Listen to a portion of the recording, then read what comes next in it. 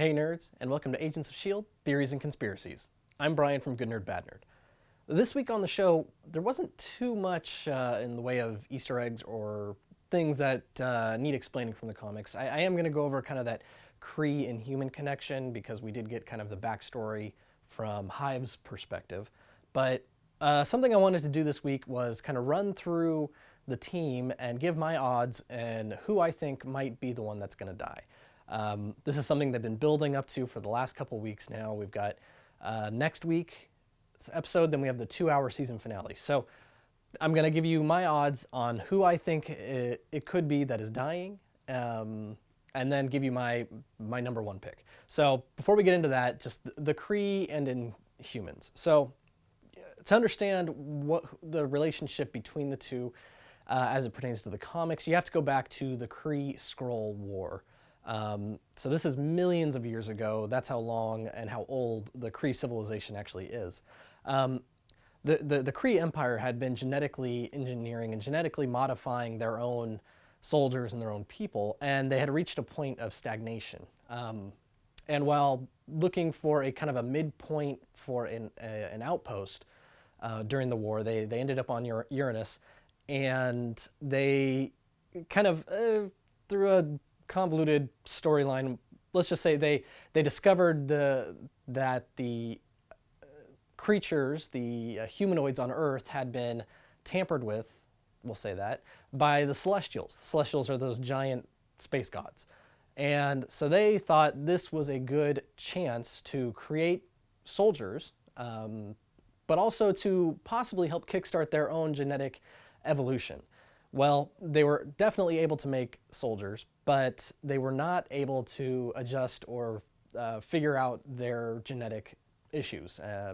They weren't able to solve their own evolutionary issues. So the process was canceled, partly because there was a genetic prophecy that from the Inhumans, from this experiment, would eventually lead to an anomaly which would destroy the Kree Supreme Intelligence, which is, the Kree Supreme Intelligence is basically a giant supercomputer. It looks like a giant face, but it's what runs the Kree Empire. And so that's why the Inhuman experiment was canceled, and everything was supposed to be destroyed. The Inhumans went into hiding for a very long time. They were hiding on Earth, then on the moon.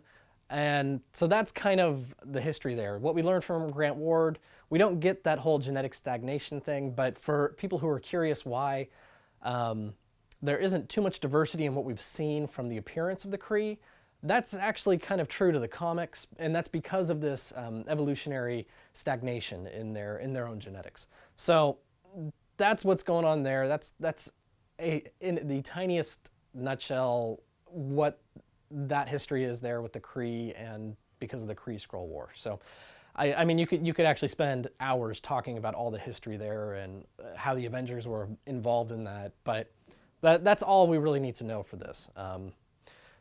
So, who dies? That's the big thing the show's been teasing. I'm just going to run through them, starting with who I think is least likely to die. And first is Coulson. For the most part, Coulson's the whole reason this show exists.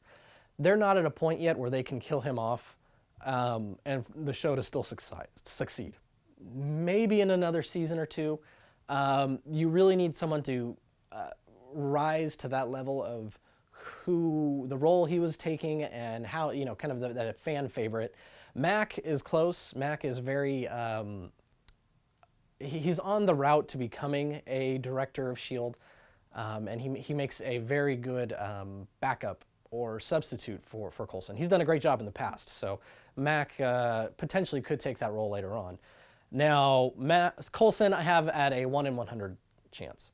Mac, since I mentioned him, I've got him at 1 in 50. That's probably even being a little too generous on how his odds of dying, because he just got brutally beat up by Daisy. He's probably not going to be going out in the field anytime soon, but it's still possible. But I do like, Mac's just such a great addition to the show. It'd be a shame to lose him. Next, Fitz or Simmons. A lot of people are really expecting one of them to kick the bucket, or even both of them, partly because they have finally found happiness with each other. And what a lot of us have been saying, what Fitz even said, is that they're cursed. The universe is against them. Every time they've gotten close to this point, something bad happens. So that's why a lot of people think that, but I honestly don't think the writers will do that to us. I don't think they would let them finally find happiness and then once again just rip that away from them and from us as the fans. So I put them at 1 in 100. I really don't think that's going to be the case. Next, Daisy. Now, Daisy is another one of these possibilities who could take over as director of S.H.I.E.L.D. after, if Coulson were to die. She filled that role often in the comics. But the problem is, they're spending so much time developing her and grooming her to be a leader. I don't see that happening. I think after this season, she is going to be released from Hive's control, and she's going to have a redemption arc, because some of the things she said while she was under Hive's control, there is a sting of truth in them. So while it's possible, I don't think it's the case. So I have her at 1 in 25. Now we're getting down to the people that are most likely. Still at 1 in 25, I have Joey, just because with Joey, he's a fun character, but we're not as emotionally invested in him, so there wouldn't be that same punch or that same impact. So I don't think it's Joey. Plus, we have the Secret Warriors. We need to start building the team with more Inhumans and more people with abilities instead of killing them off. Okay, now the next four, we're all at 1 in 10 or under. So first, 1 in 10 is Yo-Yo. Yo-Yo was a big favorite for people because of the necklace. A lot of people are thinking that the necklace is hers, so it's got to be her in that shuttle. But again, similar thing to Joey is they're building this team. Yo-Yo Rodriguez is from the comics. Now, again, as we all know, that's not a sure sign that anyone is going to survive, but it just seems too soon to kill off her character. But they definitely wanted us to think that because of the cross. Next, Lincoln. Lincoln I have at 1 in 5 possibility. He's looking to do something big for Daisy. Last week he made the noble sacrifice of experimenting on himself, even though it was foolish and ill-advised. He will do anything to save Daisy, even at the risk of his own life. So there's a very good chance that he will have to do something, maybe flying Lash out, not Lash, Hive, maybe flying Hive into space and exploding that Quinjet. He is very likely to do something that would cause his own death. Now the last two, and they kind of go hand in hand, but it's May and Lash, and they're both I have at 1 in 5.